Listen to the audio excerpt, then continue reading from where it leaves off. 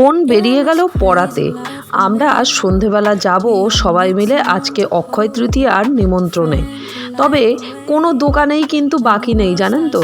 তবে দোকানগুলো সারা বছর ধরে ধরা তো, সেই কারণেই অক্ষয় তৃতীয়ায় যাওয়া।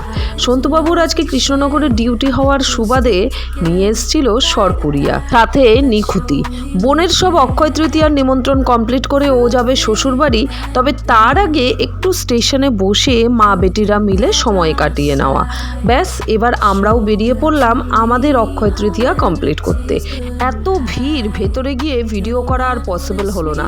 তবে খেলাম এক জায়গায় কোল্ড ড্রিঙ্কস, এক জায়গায় কুলফি আইসক্রিম। এই ফেরার সময় দেখি আমাদের বাড়ির সামনে নতুন এই সাউথ ইন্ডিয়ান ফুডের দোকানটা করেছে।